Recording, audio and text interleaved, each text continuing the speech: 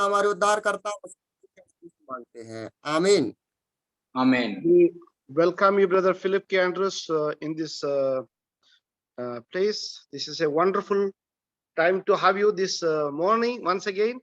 हमारे लिए एक सौभाग्य है कि हमारा प्रिय फिलिप के एंड्रूस भाई यूएसए से है। सो हम सभी लोग तहे दिल से we welcome you, brother. So please come forward and teach us God's word.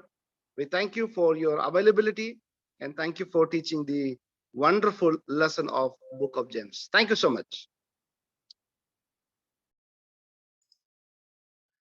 Praise be to God. परमेश्वर की स्तुति हो। Once again, God has given us a privilege to come before His presence to study the Word of God. एक और बार परमेश्वर ने हमारे जीवन में ऐसा एक मौका दिया है कि हम परमेश्वर का वचन को अध्ययन कर सकें। By this time, we have covered 4 chapters of the book of James.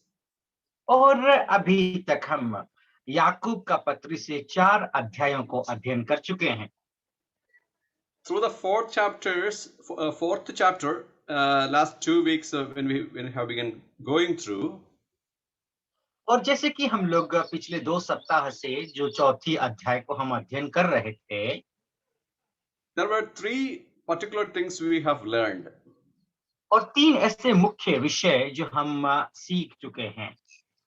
Those 3 topics were under one topic of controlled by sin nature.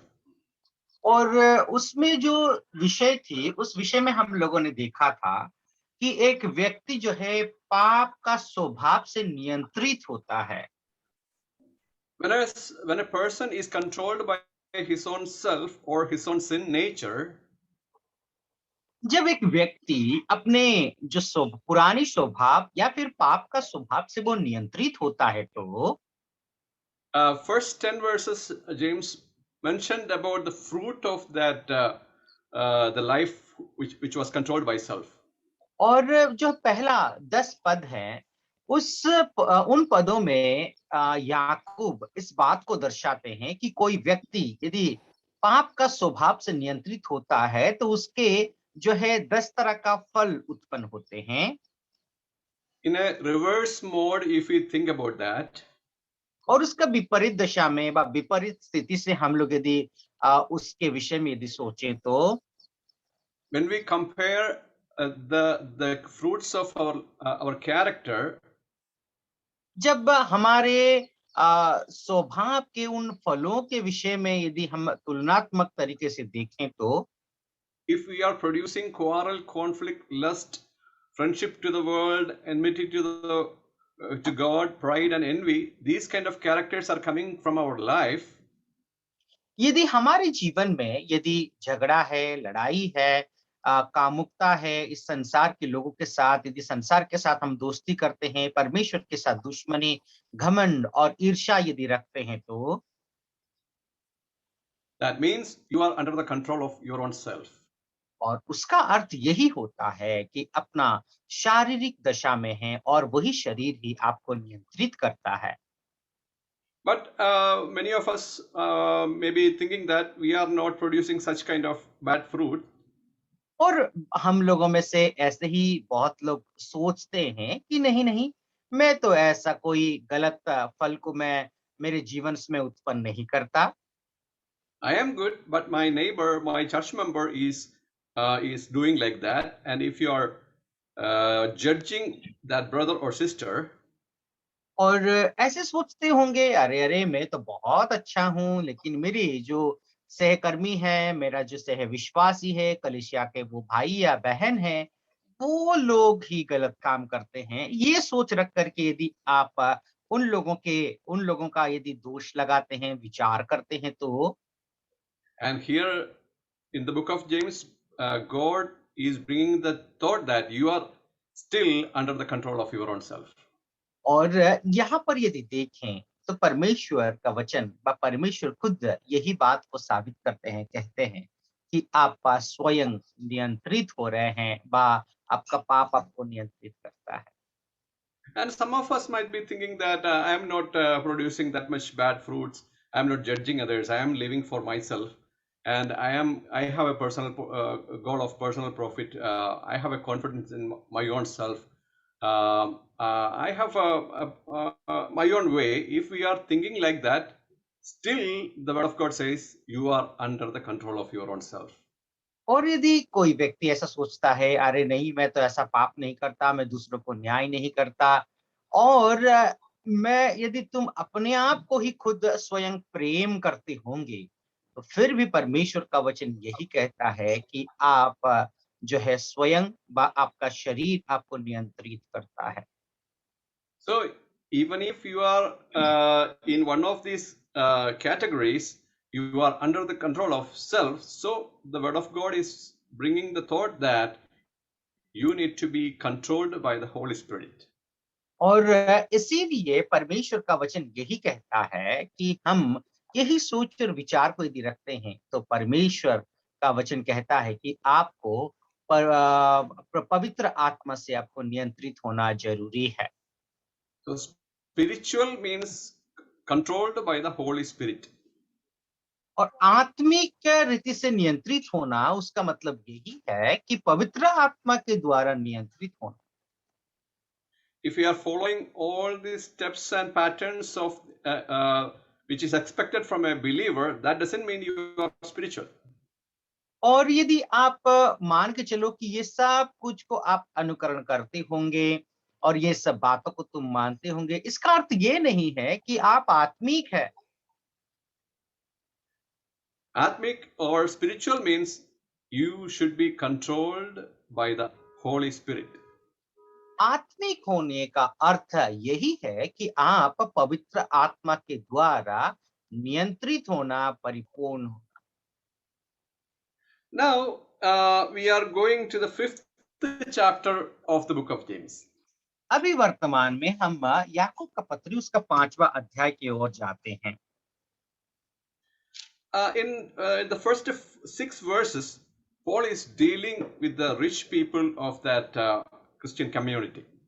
और जब हम लोग 5वां अध्याय का उसका पहला पद से लेकर के 6वां पद देखें, तो जो है याकूब वहां के जो अमीर किस्म के लोग हैं, उन लोगों के साथ उन लोगों के विषय में जो है चर्चा करते हैं।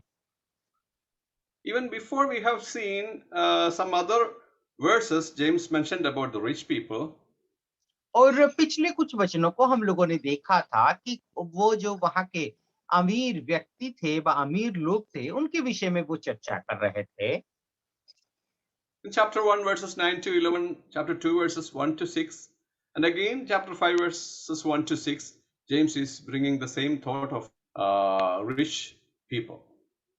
और जैसे कि हम लोग देखें कि पहला अध्याय 9वां पद से 11 पद, दूसरा अध्याय पहला पद से 16 पद, 5वां अध्याय पहला पद से 6वां पद यदि देखें, तो फिर से पौलुस वही अमीरों की बात को यहाँ पर चर्चा कर रहे हैं।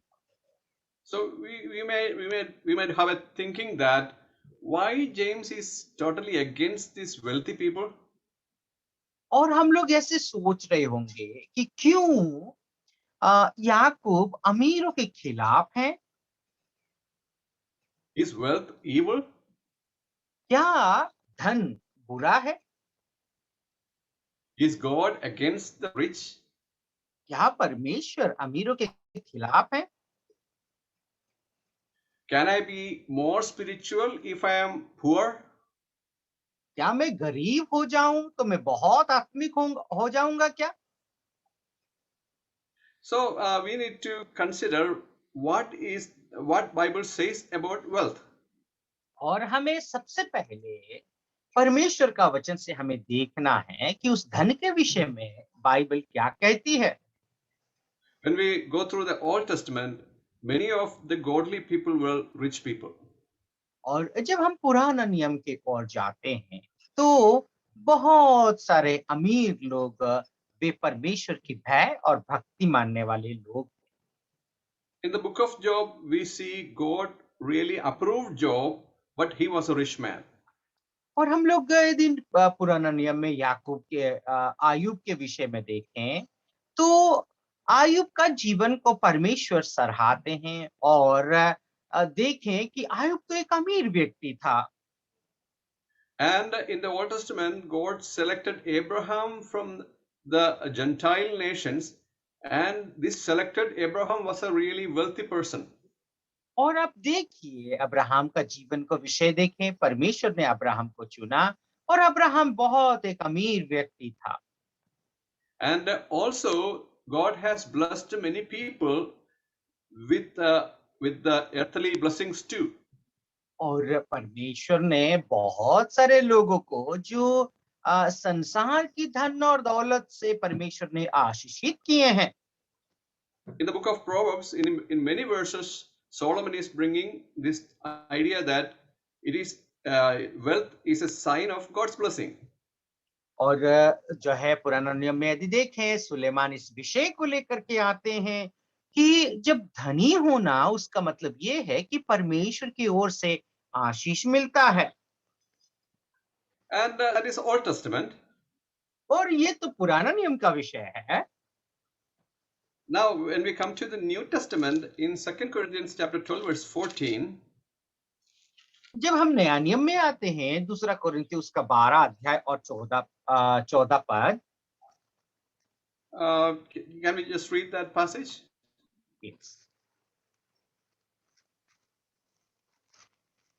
12 अध्याय 14 पद।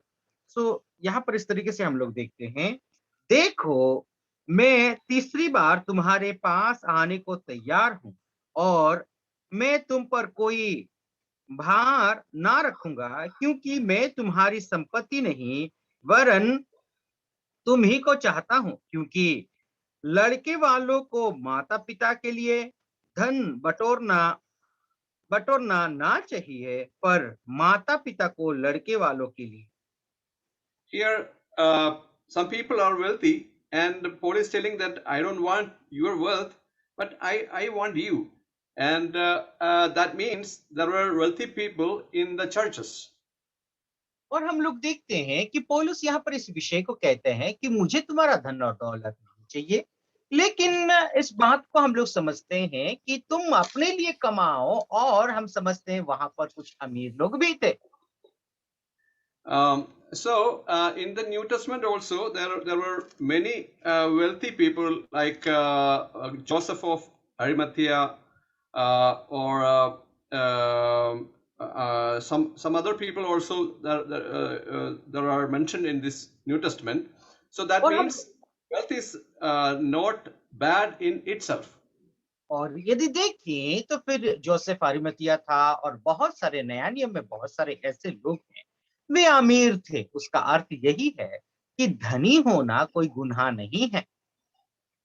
But in the New Testament there are many warnings are given against the rich. लेकिन नया नियम में यदि देखें तो धन के प्रति बहुत सारे जो है चेतावनी परमेश्वर का वचन में दिया गया है। So money in itself is not a sin, but money can be sinful if our focus is fixed on it. और पैसा ही मतलब पैसा रखना कोई पाप नहीं है, लेकिन पैसा के प्रति लालच करना पाप है। So some people may be thinking that if money is not sin, investment is sin. तो है कुछ लोग ऐसे सोचते होंगे कि पैसा तो कोई पाप नहीं है, लेकिन पैसा ला करके एकत्रित करना क्या ये पाप है? Is it okay to put some money in the bank? और जो है क्या जो है कुछ पैसा बैंक में इकट्ठा करना कोई गुनाह पाप है क्या? But the passage we read in 2 Corinthians 12:14, it says the parents are investing some money for their children. और हम लोग इस यहाँ पर इस भाग को हम लोगों ने देखा कि माता पिता जो है अपने बच्चों के लिए कुछ पैसा व कुछ धन को एकत्रित कर रहे हैं। And in 1 Timothy 5:8 also, it gives a positive sign for that. और यदि पहला तीमुथियुस उसका 5वां अध्याय और 8वां पद को यदि हम लोग देखें तो जो है सकारात्मक तरीके से एक संकेत देता है। पर यदि Let's read that passage. पर यदि कोई अपनों की ओर नीच करके अपने घराने की चिंता ना करे, तो वो विश्वास से मुकर गया है और अविश्वासी से भी बुरा बन गया है। So, providing for their own people and their own family, that is a good thing. That's a good thing for a believer. और हम लोग देखें, अपना परिवार का ख्याल रखना, अपना परिवार के लिए जो कुछ भी आवश्यकता है, उस सब कुछ को यदि ला करके व्यवस्थित करना, ये बहुत अच्छी बात है। Another example we see in the story, Jesus told about the parable of the talents. और एक और हम लोग जो है कहानी को देखते हैं, जो प्रभु यीशु मसीह जो है जो सिक्के के बाद धन के विषय में कहा है। And one landlord has given 5 talents to one person, 2 talents to another person, and 1 talent to another man.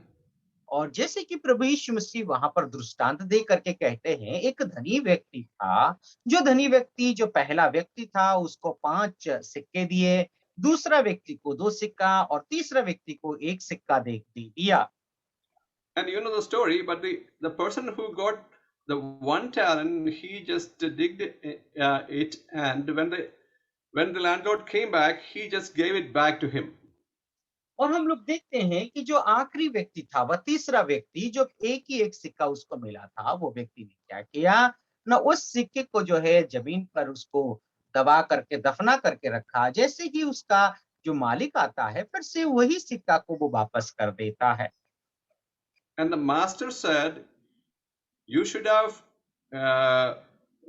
do business with this one, otherwise you could have given to the people who invest money. और वो मालिक ये इस तरीके से कहता है कि तुम इस धन को जो है किसी न किसी रूप से आपको लगाना चाहिए था, उसको जो है और ज्यादा उसको बढ़ाना चाहिए था, या तो फिर कोई गरीब व्यक्ति है तो उसको तुमको दे देना चाहिए था। Because he did not do that, he was punished. That's what we see from that parable. और उस दृष्टांत से हम लोग यही सीखते हैं कि वो व्यक्ति दूसरों को नहीं दिया, या फिर ऐसा नहीं करने की वजह से उसको दंड मिला था। So from the Bible, we can understand that money is not bad. परमेश्वर का वचन से हम लोग यही सीखते हैं कि धन होना व पैसा होना कोई गुनाह नहीं है। Investment is not bad in itself. और हम लोग यदि देखें तो धन को एकत्रित करना पाप नहीं है, बा कोई गुनाह नहीं है। And God is not against the wealthy people. और परमेश्वर भी जो है कि जो अमीर लोगों के खिलाफ नहीं है। But in this book, how can money be sinful? What does James say? That is what we are going to see. और इस पुस्तक में जो है क्यों पैसा होना व धनी होना गुनाह है व पाप है, उस विषय को हम लोग यहाँ पर अध्ययन करने वाले हैं। Jibu sir, 1 minute, Jibu sir. Could you please explain on this area little bit elaborate? Because this is the very, very important area. The 3 points which you are mentioning, please take it little more time. Yeah. What I said is why we say that money in itself is not wrong. और हम लोगों ने ऐसा क्यों कहा कि पैसा व धन होना ही पाप नहीं है। Bible says money is a thing that is useful for our day-to-day transactions. और जैसे कि हम पैसों के विषय में देखें तो परमेश्वर का वचन कहता है कि पैसा हमारे जो दैनंदिन जीवन है, उस जीवनों की जरूरतों को पूरा करने के लिए आवश्यकता है। So my first point is money in itself is not evil. और इसीलिए मैंने कहा कि पैसा होना पाप नहीं है। Second point I tried to bring is investment in itself is not evil. और दूसरा विषय मैं यही कहने का प्रयास कर रहा था, वो ये है कि पैसा एकत्रित करना व धन एकत्रित करना पाप नहीं है। investment means if we have some money today and apart from our today's need, if you have some excess, we can keep it some money for tomorrow's need. और यदि हमारे पास कुछ जो है पैसा और एक्स्ट्रा पैसा है, तो आज की ज़रूरतों को पूरा करके हमें कल के लिए भी थोड़ा बहुत बचा करके रखना ज़रूरी है। We may be planning to make a house, and we cannot just start building the house. We need to keep some money for that. और यदि आप मकान बनाना चाहते हैं, यदि पैसा नहीं हो और फिर पैसा को थोड़ा बचा करके ही आपको मकान बनाना ज़रूरी है। Jesus himself said, as a wise man, a person who is trying to build the house, he will have a budget about that house. और प्रभु यीशु मसीह कहते हैं कि कोई व्यक्ति यदि मकान बनाना चाहता है, तो उसके लिए जो है वो कुछ ना कुछ धन को एकत्रित करके वो बनाना चाहता है। So investment of money in itself is not sin. सो इसीलिए धन को एकत्रित करना कोई गुनाह नहीं है, पाप नहीं है। And the third point I try to bring out is तीसरा जो पॉइंट थी व तीसरा बिंदु मैं आप लोगों के सामने रखना चाहा वो यह है, God is not against the wealthy people. और परमेश्वर धनी लोगों के खिलाफ नहीं है। And in Old Testament we have seen Job, Abraham, Solomon, David. They were all wealthy people. और जैसे कि हम लोगों ने देखा कि सुलेमान और फिर आयूब, दाऊद, ये सब के सब लोग अमीर लोग थे। And in New Testament also we have seen the Joseph of Arimathea and the Philippian people, and in Timothy, in Corinthian, that verse from Corinthians, we have seen there were many wealthy people. और जो है नया नियम से भी हम इस विषय को विस्तार से देखते हैं कि जो अरिमतिया का यूसुफ था, और उसके साथ साथ हम कोरिन्थियों के विश्वासी तिमोथी में हम लोग देखते हैं ये सब के सब लोग अमीर लोग थे। So in this general context, we are going to see the passage of what James is bringing here. और यहाँ पर हम लोग जो है साधारण तरीके से इस विषय को हम लोग चर्चा करने वाले हैं, तो याकूब किस तरीके से लाते हैं। But here James is speaking very harshly against the wealthy people. लेकिन यहाँ पर याकूब जो है बहुत कठोर शब्दों का इस्तेमाल करके उन अमीरों के विषय में वो बताते हैं। And for these particular people, why this wealth is sinful to them. और जो है यही एक किस्म के लोग हैं जो वो लोग धन के विषय में बताते हैं क्यों ये बहुत ही बेकार है। In the Bible, in almost all the passages we have been hearing sermons about. और जो है परमेश्वर का वचन से बहुत विभिन्न भागों से बहुत सारे संदेशों को हम सुनते हुए आ रहे हैं। But I haven't heard any sermon on this passage. लेकिन इस भाग से मुझे कभी अभी तक जो है कोई संदेश मैंने नहीं सुना है। Maybe it may be difficult to interpret this passage. क्योंकि ऐसा है कि ये भाग को जो है व्याख्यान करना थोड़ा सा कठिन हो सकता है। By trusting in the Lord, I am trying to interpret this passage. और परमेश्वर का वचन के ऊपर मैं भरोसा करके इस भाग को मैं जो है व्याख्यान करने का प्रयास कर रहा हूँ। So shall we read this passage from verses 1 to 6 with much attention on it? और इस भाग को आइए बहुत ही गंभीरता से लेते हुए इस भाग को हम अध्ययन करने का प्रयास करेंगे। हे धनवानों, सुन तो लो, तुम अपने आने वाले क्लेशों पर चिल्ला चिल्ला कर रो। तुम्हारा धन बिगड़ गया है और तुम्हारे वस्त्रों को कीड़े खा गए हैं। तुम्हारे सोने चांदी में कई लग गई है और वह कोई तुम पर गवाही देगी और आग के समान तुम्हारा मांस खा जाएगी। तुमने अंतिम युग में धन बटोरा है। देखो, जिन मजदूरों ने तुम्हारे खेत काटे, उनकी वह मजदूरी तो तुमने धोखा देकर रख ली है। चिल्ला रही है और लवने वालों की दुहाई दे सेनाओं के प्रभु के कानों तक पहुंच गई है। तुम पृथ्वी पर भोग विलास में लगे रहे और बड़ा ही सुख भाव भोगा। तुमने इस वध के दिन के लिए अपने हृदय का पालन पोषण करके उसको मोटा ताजा किया। तुमने धर्मी को दोषी ठहराकर मार डाला, वह तुम्हारा सामना नहीं कर सकता।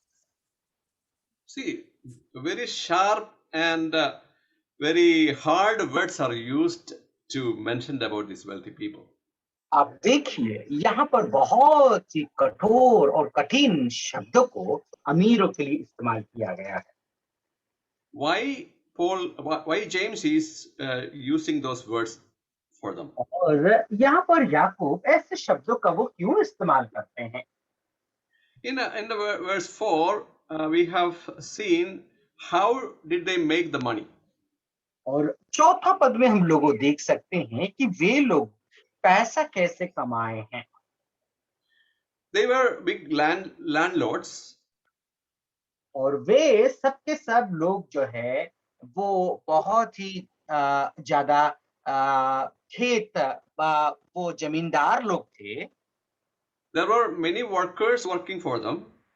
और उनके पास जो है बहुत सारे ऐसे काम करने वाले लोग थे जो उनके लिए काम करते थे, मजदूर थे। But end of the day, these wealthy people did not give the salary or the wages for these workers. लेकिन दिन के अंत में, दिन के आखिरी में जो मजदूर कर रहे थे उनकी मजदूरी जो है सही तरीके से उन्होंने नहीं दिया। So there is a big injustice in making the money. और इसीलिए हम लोग देखते हैं पैसा कमाने के लिए बहुत ही ज्यादा जो है अन्याय किया गया है, अन्याय तरीके से उन्होंने पैसा कमाया है। So the money in itself is not a sin, but the wrong way of making money is sinful. और इसीलिए हम लोग देखते हैं कि पैसा होना कोई गुनाह व पाप नहीं है, बल्कि पैसा गलत तरीके से कमाना ये गुनाह और पाप है। So in the Bible, in the book of Proverbs and other places, it says that you should not keep the wages of your workers till the sunset. और परमेश्वर का वचन ये कहती है कि आपका मजदूर का जो मजदूरी जो है सूर्य अस्त होने तक नहीं रखना। So it is our responsibility, if somebody is working for us, we need to give them their daily wages. और इसीलिए ये हमारी जिम्मेदारी है कि कोई व्यक्ति यदि काम करता है तो उसकी मजदूरी जो है हमें देना जरूरी है। So many times when we read this passage, we may think that this passage is not for me. कभी कभार हम लोग ऐसे सोचते हैं जब इस अध्याय को पढ़ते हैं, अरे अरे ये भाग तो मेरे लिए नहीं है। I am not a wealthy rich person. और मैं जो है कोई अमीर व्यक्ति नहीं हूँ। Maybe Ambani or Bill Gates, they are wealthy people. और हो सकता है अंबानी और बिल गेट्स जो है वो लोग अमीर लोग हैं। I am an ordinary person. और मैं एक साधारण किस्म का आदमी हूँ। But how can we know that am I a wealthy person? और आप और मैं कैसे जानते हैं अमीर लोग हैं, अमीर व्यक्ति हैं? So it is a kind of a comparison. और यहाँ पर हम लोग देखते हैं कि ये जो है एक तुलनात्मक तरीके से बताई गई है। If a person is living in a slum area, a person lives in a small house, is wealthy for that slum guy. और यदि हम लोग देखें कि कोई व्यक्ति यदि जो है स्लम एरिया में रहता है और दूसरा व्यक्ति यदि अच्छे इलाका में है तो वो स्लम एरिया के लोगों के लिए वो व्यक्ति अमीर है। And a person is living in an ordinary house, a person is living in a multi-storied building. So for this person, that person is a wealthy person. और यदि कोई व्यक्ति यदि साधारण से एक मकान में रहता है और एक और व्यक्ति हम लोग यदि देखें तो फिर एक मल्टी स्टोरी जो है बिल्डिंग है, बहुत बड़ी एक इमारत है, उसमें वो रहने लगा है, तो वो साधारण घर में रहने वाला व्यक्ति से वो दूसरा वाला जो इमारत में रहने वाला व्यक्ति अमीर है। And a person who is living in a multi-story building, when he compare himself with a person who has multiple cars and multiple businesses, he will say that that person is a wealthy person. और क्या है कि मान के चलो कि जो multi storey building में एक व्यक्ति है और फिर बाद में दूसरा व्यक्ति उसके पास बहुत सारे कार, गाड़ी, घोड़ा और बहुत सारे बिज़नेस है, वो व्यक्ति सोचने लगेगा कि अरे वो दूसरा व्यक्ति बहुत अमीर है। So when we read this passage, a believer is reading this passage, he will say that that guy is a wealthy person. और जब एक विश्वासी इस विषय को ऐसे भाग को अध्ययन करता है, तो फिर वो सोचने लगता है कि अरे वो सामने वाला व्यक्ति तो बहुत अमीर है। Actually, who is a wealthy person? लेकिन देखा जाए वास्तव में कौन है वो अमीर व्यक्ति? So we need money for our day-to-day living. और पैसा हमें हमारे जो है रोजभरी जीवन की जरूरतों को पूरा करने के लिए पैसों की आवश्यकता है। So if we are getting money more than what we need for today, and if we have excess money to keep, that means you are wealthy. और यदि आपके पास यदि आपका रोजभरी जो जरूरतें हैं उन जरूरतों को पूरा करने के बाद पैसा यदि बचता है, कल के लिए भी बचती है, तो आप एक अमीर व्यक्ति हैं।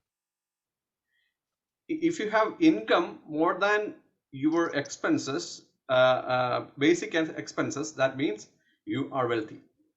और यदि आप जो साधारण जरूरत है और फिर बाद में आप जरूरतों को आप पूरा कर पाते हैं, तो जो है देखा जाए तो आप एक अमीर व्यक्ति हैं। So this passage is applicable to most of us. और ये जो भाग है हम सभी लोगों के लिए लागू है। So if you are making money with the wrong way, that means your money is sinful. और यहाँ पर हम लोग देखते हैं कि गलत तरीके से आप यदि पैसा कमाते हैं, तो आप पाप कर रहे हैं। And in the same verse, it says how they are spending the money. और 6वां पद में यदि देखें तो वो लोग पैसा कैसे उसको चौथा पद में देखें तो फिर पैसा को वो लोग इस्तेमाल करते हैं, व्यवहार करते हैं। That we read in verse 5. और 5वां पद में हम लोग देखते हैं कि वो पैसा को कैसे वे लोग खर्च करते हैं। You have lived luxuriously on the earth and led a life of want and pleasure. और हम लोग देखते हैं तुम पृथ्वी पर भोग विलास में लगे रहे और बड़ा ही सुख भोगा है। So they are getting money with injustice, way of injustice, and they are spending that money for their luxury only. और अब देखिए वो पैसा को उसने किस तरीके से न गलत तरीके से उन्होंने पैसा कमाया है और वे लोग क्या कर रहे हैं, उसी पैसा को अपने भोग विलास में वे लोग उस पैसों को खर्च कर रहे हैं। What is luxury? और यदि देखा जाए तो भोग विलास क्या है? Actually, we have needs. We all have needs. और हम सब जानते हैं कि हमें सब जो है शारीरिक जरूरतें होती हैं। So God is permitting us to use our money to use for our needs. और परमेश्वर जो है उस पैसों को हमारे शारीरिक आवश्यकताओं के लिए व व्यवहारिक जीवन की जरूरतों के लिए प्रभु जो है उस पैसों को इस्तेमाल करने के लिए, खर्च करने के लिए हमें देता है। We have needs for our food. और पैसा जो है हमारे जो खाने के लिए हमारी जो जरूरत होती है, We have needs for our transportation. और हमारी जो यातायात करने के लिए भी हमें पैसों की आवश्यकता होती है। We have needs for our children's education. और हमारे बच्चों की पढ़ाई लिखाई के लिए, उनकी जो शिक्षा के लिए भी हमें पैसों की आवश्यकता होती है। We have all medical needs. और हमें जो है दवाई दारू का भी जो है उसको खर्च करने के लिए भी पैसों की जरूरत होती है। When we are spending money for those needs, that is actually permitted by the Bible. और जब हमारी जो रोज भरी आवश्यकताओं के लिए पैसों को खर्च करते हैं, तो परमेश्वर की वचन ये हमें अनुमति देता है। And after the needs, we have wants also. और हमारे जरूरतों के पश्चात बाद में भी हमें क्या है ना, बहुत सारी ऐसी और भी जरूरतें होती हैं। We have we have necessary dresses for our day-to-day use. और हमारी जो है रोज भरी इस्तेमाल के लिए व्यावहारिक जीवन के लिए हमें कपड़ों की आवश्यकता है। But if you are looking for a particular brand only, that is a want. यदि आप एक प्रकार के जो है कंपनी का जो ब्रांड को ही आप लोग देखेंगे, नहीं इसी कंपनी के मुझे कपड़ा चाहिए, तो ये जो है आशा हो गया व अभिलाषा हो गया। So if somebody is using branded shirts, I am not against that person. और कोई व्यक्ति यदि कंपनी का कोई ब्रांड वाले कपड़ा को ही पहनता है तो उनके खिलाफ में नहीं हूँ। But if you are spending much money for that, when your neighbor, your church member is suffering, that is what God is against. अब देखिए कि जो है आप ऐसे चीजों में बहुत ही ज्यादा पैसों को खर्च करते हैं जब आपकी कलीसिया के सदस्य या भाई या बहन बहुत कष्ट और दुख में जाता है, तो वो परमेश्वर का वचन के खिलाफ और वो पाप है। Sometimes some branded shirts and shoes, they will sell their products for sale for a discounted price. You can buy it, no problem. और यदि कभी कभार ऐसा होता है कि जो है जो कंपनी वाले बहुत अच्छी किस्म के जो कपड़े होते हैं या फिर जूते होते हैं, वे लोग कम पैसों में जो है डिस्काउंट करके जो है वे लोग बेचते हैं, उस वक्त तुम खरीद सकते हो, कोई दिक्कत नहीं है। Also, for some particular occasions like your marriage or your children's marriage, you don't use simple ordinary shirts. You can use good shirts. I mean, so not so luxury ones, but gentle shirts or dresses or shoes for that. Okay, तो फिर जो है हम लोग देखें कि आप ऐसे ब्रांडेड कपड़ा या फिर शूज वगैरह कुछ भी आप कपड़ा लेते हैं, ज्यादा लग्जरी ना हो, भोग विलास वाली ना हो, तो जो है थोड़ा अच्छे दिखने के लिए शादी या फिर कुछ ऐसा प्रोग्राम होता है, ऐसे समय में आप अच्छे किस्म के कपड़े ले सकते हैं। But some people are spending money to show their own glory to others by spending more extra money to buy their luxurious car and $10,000s of dollars dresses and shoes. That means you are using your money for your own glory. और आप देखिए कोई लोग कुछ लोग ऐसे होते हैं कि अपना धन को, अपना पैसा को जो है जो हजार रुपए मतलब खर्च करके वे अपना कपड़ा को खरीदते हैं, बहुत महंगी महंगी गाड़ियां खरीदते हैं। तो ये क्या दिखाता है ना, अपना भोग विलास लोगों को दिखाने के लिए ऐसे कामों को वे करते हैं। I'm not telling this to judge others. और ये सब बातें मैं नहीं कहता कि दूसरों को विचार करने के लिए, दोष लगाने के लिए। The luxury level is different from one person to other. और जो है भोग विलास का जीवन को देखा जाए तो एक व्यक्ति से दूसरा व्यक्ति वो अंतर कर सकता है। So different people's income level is different, and so for some people something may not be a luxury because according to their income and day-to-day needs, that may be needed for them as a business executive or something. और यदि देखा जाए तो एक व्यक्ति से दूसरा व्यक्ति का जो इनकम होती है व आमदनी होती है वो अलग अलग होता है, और उसी के अनुसार अपना भोग विलास का जीवन को व्यतीत करने का प्रयास करते हैं। So luxury is always sinful. That means we are using, if any of our money is using for our own glory, that becomes sinful. और यदि सुख विलास व भोग विलास करना हर समय ये पापी होता है। क्यों? क्योंकि अपना उसमें महिमा हम लोग चाहते हैं और अपना ही जो है उसमें हम खुद उसकी आनंद और मजा लेना चाहते हैं, वो पाप हर समय होता है। And in verse 5 itself, you have fattened your hearts in the day of slaughter. That is what we read in the second part of verse 5.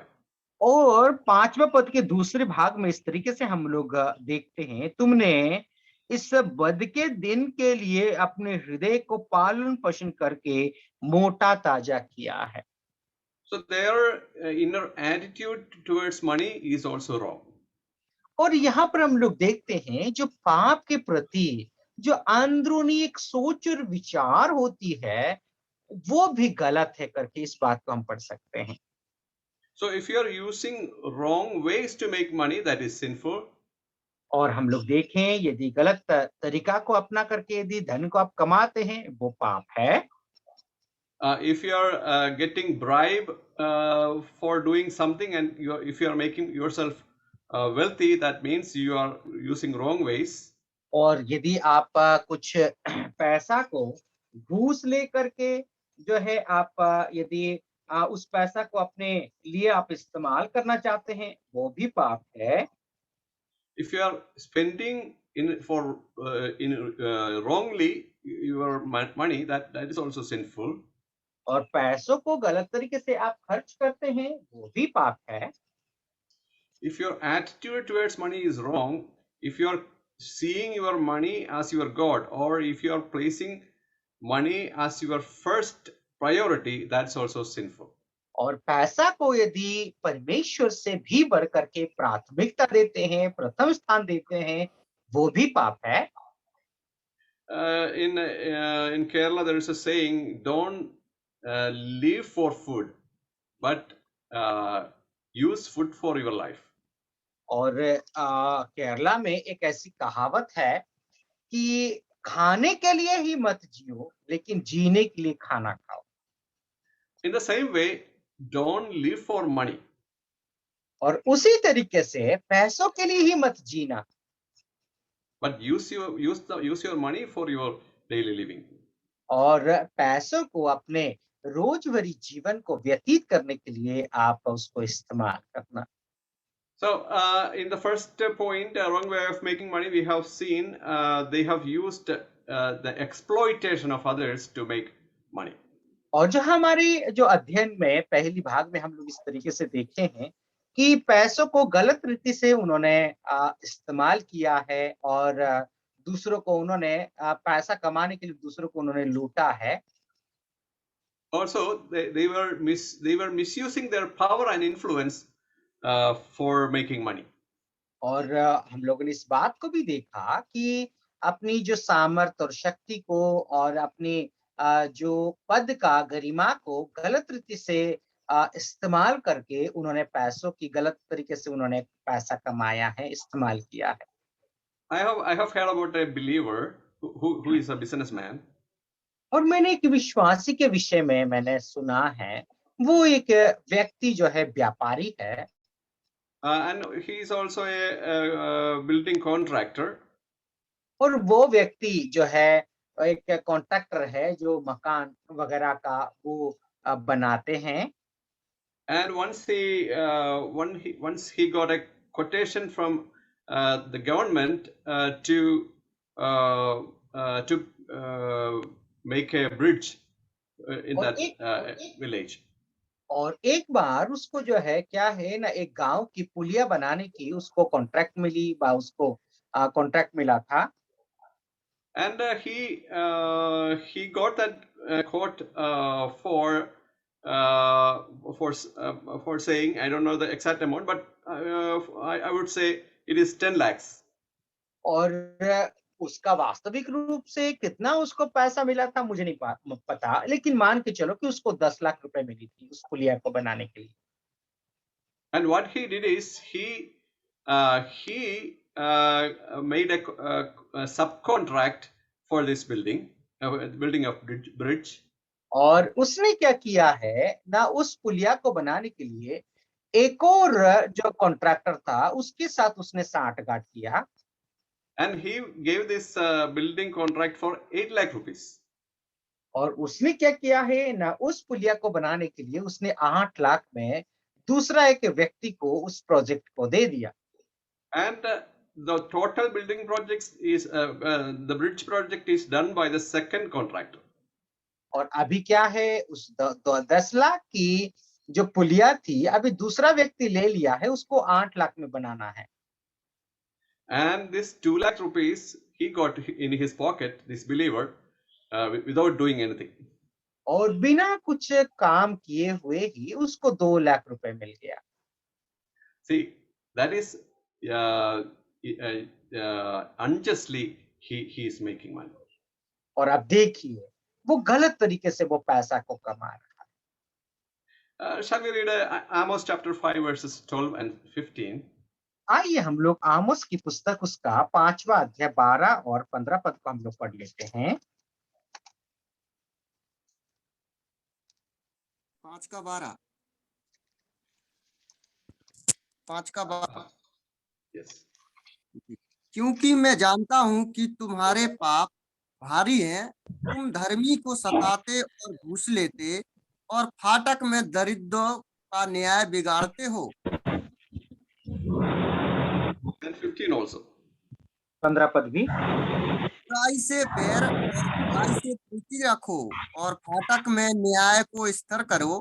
क्या जाने सेनाओं का परमेश्वर यहोवा यूसुफ के बचे हुओं पर अनुग्रह करे।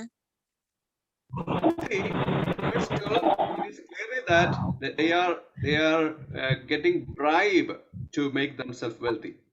और यहाँ पर इस बात को हम लोग देखते हैं कि लोग जो है अपने आप को अमीर करने के लिए घूस ले रहे हैं। So they are persecuting the poor to get those money. और आप देखिए ये पैसा किस तरीके से पाते हैं, न दरिद्रों और गरीबों को वे लोग जो है सता करके उनके जो है न्याय बिगाड़ करके वे लोग इस पैसा को कमा रहे हैं। In James chapter 5 verse 6, James is also telling about that you have condemned and put to death the righteous man, he does not resist you.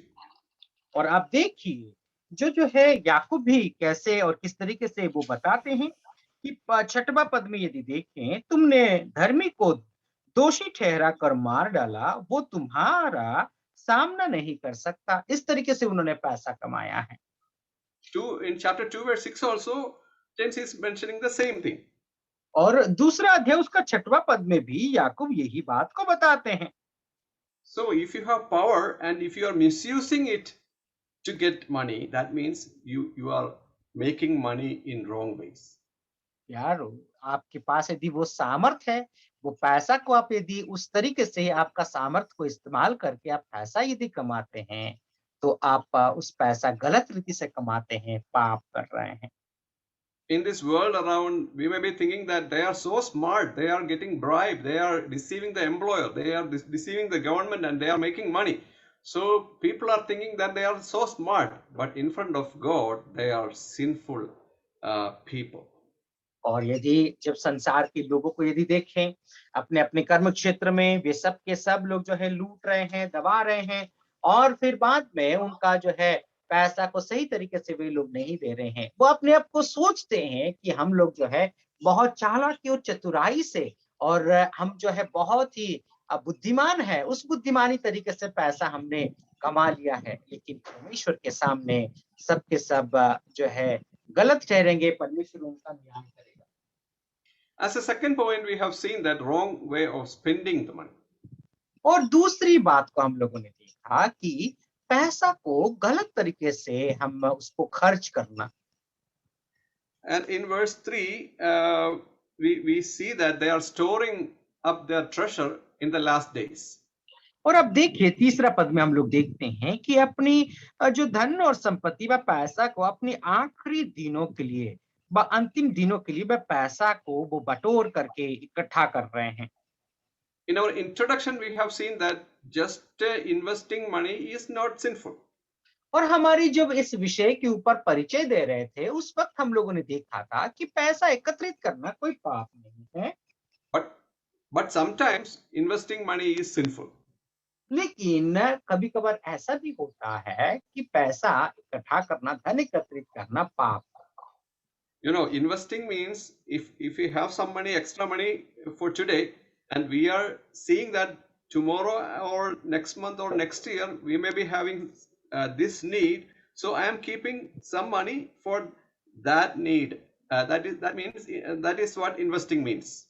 तो जो है पैसा को एकत्रित करना, उसका मतलब कल के लिए या परसों के लिए कोई ऐसी वास्तविक रूप में कुछ काम करना हो या फिर कुछ काम पड़ा हो, उसके लिए आप पैसा एकत्रित करते हैं, तो उसका हम लोग धन एकत्रित करना करके हम लोग कहते हैं। So some parents will save some money for the future of their children. और माता पिता जो है अपने बच्चों के भविष्य के लिए कुछ पैसा को एकत्रित करके रखते हैं। But some people, they are storing up money and storing up money, and they are layer by layer, they are storing up money for their own life and for their next 10 generations. And when their neighbors are struggling for their day-to-day living, these people are treasuring for the last days. और आप देखिए जो है कुछ ऐसे लोग हैं कि पैसों को एकत्रित करते जा रहे हैं और एकत्रित करते जा रहे हैं। अपना जो सहकर्मी है, साथी है, भाई बंधु हैं, विश्वासी हैं, वे लोग कष्ट और दुख में होते हुए गुजरते वक्त भी उन लोगों को मदद ना करके वे अपने लिए ही पैसा को एकत्रित करते जा रहे हैं। It is totally not a Christian attitude. और ये एक मसीही विश्वासी का स्वभाव नहीं है। The money God is giving us, it is not just for our luxury. और परमेश्वर जो धन को देते हैं हमारी सुख विलास और भोग विलास के लिए ही, परमेश्वर पैसा नहीं देता। And when other believers are struggling for their basic needs, if you are living in a luxurious way, और कोई यदि सहविश्वासी लोग अपना रोजभरी जरूरतों के लिए वे लोग कष्ट उठा रहे हैं और आप सुख विलास से अपना जीवन को व्यतीत करते हैं, and if you are hindering others' blessings, and if you are keeping your wealth for your status, और दूसरों की जो आशीष में आप बाधा का कारण बनते हैं और अपना जो है धन और दौलत की और धनी होने का गरिमा को बनाए और बरकरार रखते हैं, तो you are not in the plan of God. और आप उस परमेश्वर की योजना के तहत नहीं है। In Galatians chapter 2 verse 10, God is commanding that you need to give. और देखिए गलातियों का पत्री उसका 2 अध्याय 10वां पद में यदि देखें, परमेश्वर आज्ञा व आदेश देते हैं कि हमें देना, दूसरों को देना जरूरी है। So also we see in God's own, the triune God's example, that God is a giving God. और यदि हम देखें कि जो त्रिएक परमेश्वर की उस उदाहरण को आप देख करके देखो, परमेश्वर एक देने वाला परमेश्वर, दान देने वाला परमेश्वर है। In John 3:16 we read like this: God gave his only begotten son. और यूहन्ना रचित सुसमाचार उसका 3 अध्याय 16 पद में हम इस तरीके से देखते हैं कि परमेश्वर अपना एकलौता पुत्र को दिया। So the money, we may be having our money, but it is not our money. It was given by God.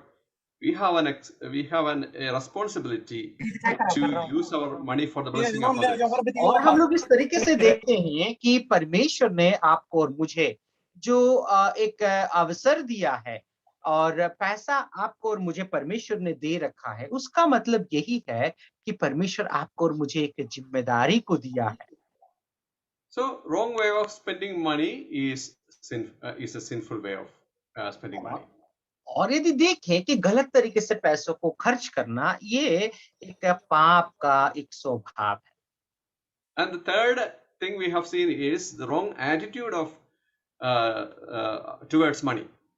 और तीसरा विषय ये है कि पैसों के प्रति एक गलत स्वभाव को दिखाना। And if you have the attitude that all I have is my own, that means you are having a wrong attitude. और यदि आपके पास पैसा या धन दौलत है, ये सब कुछ मेरा ही है करके आप सोचते हैं, तो ये गलत स्वभाव है। See, God has allowed to be born on this earth. और देखिए परमेश्वर ने हमें इस संसार में पैदा होने का अनुमति दिया है और हम पैदा हुए हैं। If we have a good health or a good lifespan, we may be living at least 90 or 100 years in this world. और यदि हमारा जीवन यदि अच्छा है और हमारा शारीरिक सामर्थ्य शक्ति वगैरह सब कुछ में अच्छे हैं तो 70-80 या फिर 100 साल तक हम लोग जी सकते हैं।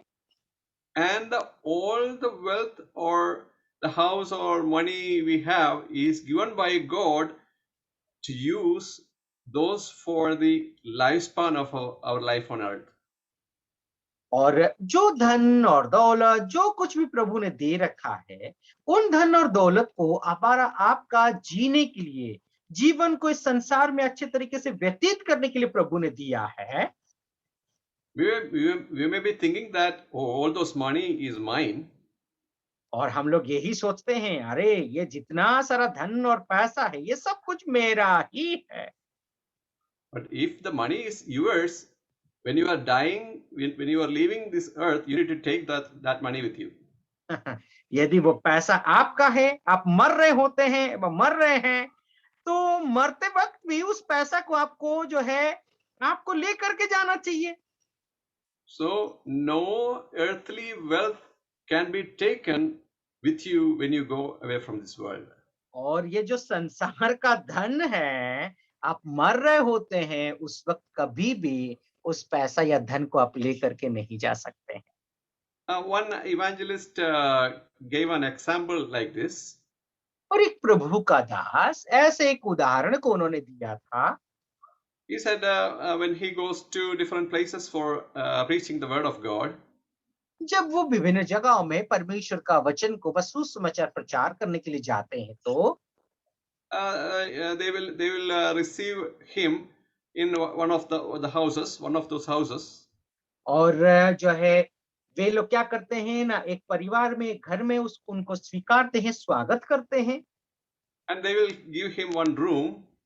और उनको एक कमरा दिया जाता है। And they will give a bed sheet and said, this is your bed sheet for sleeping today. और वे लोग एक ओढ़ने की छोटी सी चद्दर देते हैं और कहते हैं ये आपके ओढ़ने के लिए है। Maybe they may be giving some towels or timepiece to see the time, and they will say that use this. और वे लोग कुछ घड़ी वगैरह देते हैं और कुछ सामान देते हैं ये सब कुछ आप इस्तेमाल करना तौलिया वगैरह दे करके कहते हैं। And in the next morning when he is leaving from that house, और उसका दूसरा सुबह वो जो है प्रभु का दास छोड़ करके जब उस कमरा को छोड़ करके जा रहा होता है तो if he takes all that bed sheet and the towels and the timepiece in his bag, because the head of the house said it is yours, and if he takes that with him, he will be called a thief. और यदि कल रात को तो उन्होंने बोला था ये बेडशीट ये सब कुछ तुम्हारा ही है आप इस्तेमाल करना और वो प्रभु का दास यदि वो बेडशीट तौलिया वगैरह या फिर घड़ी वगैरह जो होता है उसको अपना थैला में डाल करके अपना जो बैग में डाल करके ले जाता है तो उसको क्या बोलेंगे उसको चोर करके बुलाएं। Many times we are all thieves with regards of our wealth. और बहुत बार हम जो है उस चोर के नाई होते हैं हमारा धन और दौलत को लेकर के। All the wealth is given by God to use in this particular journey of our life. और जो धन और दौलत है हमारी संसार का जीवन की यात्रा के लिए वह इस्तेमाल करने के लिए प्रभु ने दिया है। So if you are thinking that is mine, I will not give it to anybody, so I will use everything for my luxury, that means my attitude is wrong. और आप ऐसे सोचते होंगे ये सब कुछ पैसा धन और दौलत मेरा ही है मैं किसी को नहीं दूंगा ये पैसों के प्रति आपका एक गलत रूख है। Jesus has given one example about a person who had a big crop one year. और प्रभु यीशु मसीह ने बहुत एक अच्छा उदाहरण को दिया था कि एक धनी व्यक्ति का जो है बहुत उस साल उसकी बहुत अच्छा उपज हुई थी। And he said, this year I got much crop and I will build a new storage house, and I will collect everything for me for today and next year for several years. So I will eat, drink, and be merry. और उसने क्या सोचा, इस साल तो मुझे बहुत अच्छा जो है उपज हुई है, खेती हुई है, तो मैं क्या करूँगा, हमारी जो अमार है, रखने की गोदाम है, उसको मैं तोड़ करके बड़ा-बड़ा बनाऊँगा और मैं खाऊँगा, पीऊँगा, ऐश करूँगा, मज़ा करूँगा। ऐसा करके वो अपने आप को सोचने लगा। So maybe his neighbors might have said about him that he is a very smart guy. और अपने जो पड़ोसी होंगे, वे लोग कहे होंगे कि अरे! ये तो बहुत ही स्मार्ट व्यक्ति है, चालाक व्यक्ति है। But God, what God called him? लेकिन परमेश्वर उस व्यक्ति के विषय में क्या कहा? You fool. और प्रभु ने उसको कहा, हे मूर्ख करके प्रभु कहते हैं। If I take your life from you today, to whom all this wealth will be going? और प्रभु कहते हैं, परमेश्वर कहते हैं, आज रात यदि तेरे से तेरे प्राण को ले लिया जाए, तो ये जो धन और दौलत है, ये सब कुछ किसका होगा? So if we are not investing for our eternal home, eternal heaven, and if we are totally spending all our wealth for this, enjoying this world, we are fools.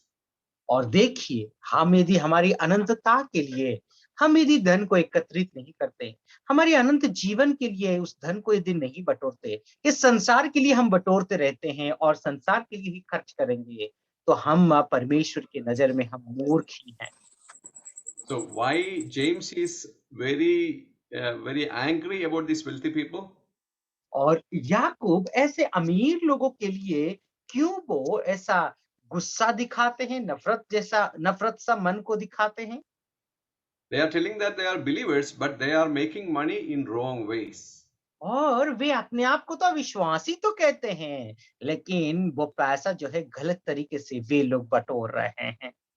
Not only they are making money in wrong ways, they are spending money for the wrong motives. और अब देखिए, वो गलत तरीके से पैसे कमाते हैं, उतना ही नहीं, बल्कि सुख विलास और गलत तरीके से वे लोग उस पैसे को खर्च करते हैं।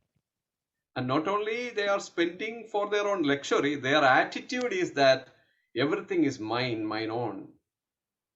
और आप देखिए, सुख विलास में वो पैसा को खर्च करते हैं, उतना ही नहीं, वो यही सोच और विचार रख रहे हैं, ये सब कुछ धन मेरा ही है, पैसा मेरा ही है, यही सोच को वे लोग रखे हैं। Let me ask you, brothers and sisters, प्यारे भाई और बहनों, मैं आप लोगों को एक सवाल पूछना चाहता हूँ। you may be not much rich comparing to the wealthy people we see around the world. हो सके आप इस संसार को यदि देखें, तो अमीर से अमीर लोगों में से आप उतना अमीर नहीं हो सकते, उनके तुलना में कम हो सकते हैं। But for your day-to-day life, God is giving money and wealth. और आपकी रोजभरी जरूरत के लिए परमेश्वर पैसा व धन को देता है। And how many percentage of your money you are giving for others' welfare? और आपके उस धन में से, पैसों में से जो है कितना प्रतिशत आप दूसरों का भलाई के लिए आप देते हैं? Do you ever think that this money is mine? क्या आप यही सोचते हैं कि ये जो पैसा आपके पास है, ये सब कुछ तुम्हारा ही है? Have you ever thought that I need to give this money to invest my money, wealth in the eternity? और क्या आपने ये कुछ सोचा है कि ये जो धन है व पैसा है, ये मेरा अनंतता के लिए मुझे कुछ कमा करके व बचा करके रखना चाहिए? ये बात आपने कभी सोचा है क्या? You know the story of that widow who put 2 coins in the offering box. और आपको तो ये कहानी पता होगा कि वो जो विधवा स्त्री थी, उसने उस चंदा दान का जो मटका था, उसमें 2 सिक्का उसने डाला। And there were people who were giving thousands of coins. और बहुत सारे लोग थे, हजारों सिक्के वहां पर वे लोग डाल रहे थे। But because that widow had only 2 coins and all the coins she put for the offering, and Jesus said she has given the most because she gave her 100%. और अब देखिए, सब लोग बहुत सारे दान दे रहे थे, लेकिन यीशु मसीह उस स्त्री को देख करके यही कहते हैं कि जितने लोगों ने दान दिया है, सबसे ज्यादा यह स्त्री ने दिया है। 100% जो कुछ भी था, उसने सब कुछ प्रभु के लिए दे दिया करके यीशु मसीह उसके विषय में गवाही देते हैं। So sometimes we may not have sufficient money for our day-to-day living, but seeing the need of others, seeing the need of God's work, if you are giving our money, God is seeing that and God is appreciating that. और ऐसा है कि हमारे पास बहुत सारा पैसा नहीं होता है हमारी रोज भरी जरूरतों को पूरा करने के लिए। लेकिन बात यह है कि कोई व्यक्ति यदि दुख और कष्ट में है, प्रभु का सेवा के प्रति वो जो सोच और विचार रख करके आप यदि दूसरों को देते हैं, यह सब विषय को परमेश्वर देख रहा है। See, in another passage in Matthew chapter 6, I think, Jesus said, if you are giving a glass of water to a person who is a disciple of Christ, you will get reward in heaven. और अब देखिए मत्ती रचित सुसमाचार में प्रभु यीशु मसीह क्या कहते हैं, यदि आप प्रभु का दास को प्रभु के नाम से एक गिलास पानी भी देते हो, तो स्वर्ग में तुम्हारा पुरस्कार रखा हुआ है करके यीशु मसीह कहते हैं। So if you have any kind of wealth, money, or different resources God is giving, you should और have an यदि attitude. Yeah. कौन अच्छा Yeah, you should have an attitude that it is not just for me. God has given it for using for the blessing of others too. और आपके पास मान के चलो कि प्रभु ने यदि पैसा दिया है, धन दिया है, दौलत दिया है, तो यही सोच रखना है कि ये पैसा, ये धन सिर्फ मेरे इस्तेमाल के लिए ही नहीं है। ये एटीट्यूड व यही स्वभाव आपका और मेरा होना जरूरी है। See, if you have this wrong way of making money or wrong way of spending money or wrong attitude towards money, how can you overcome that? और यदि मान के चलो कि आपके जीवन में यदि उस पैसों के प्रति एक गलत स्वभाव है, या फिर पैसों को लेकर के आपका मन में यही लालच और विचार भरा हुआ है, तो उससे आप कैसे उभर करके, उससे कैसे आप निकल करके आ सकते हैं? In this passage, James is giving that answer also. और इसी भाग में याकूब उसकी जवाब देते हैं। In the next class, we will be seeing that, God willing. और यदि प्रभु का इच्छा होगा तो हमारी अगली जो सत्र होने वाली है, अगली अध्ययन होने वाली है, उसमें हम देखेंगे। So whatever we study from the word of God, let us practice it. और जो कुछ भी आज हम परमेश्वर का वचन से अध्ययन किया है, आइए हमारे व्यवहारिक जीवन में लागू करें। May the name of the Lord be glorified. परमेश्वर के उस महान नाम की महिमा हो। Thank you so much, Acha, for the wonderful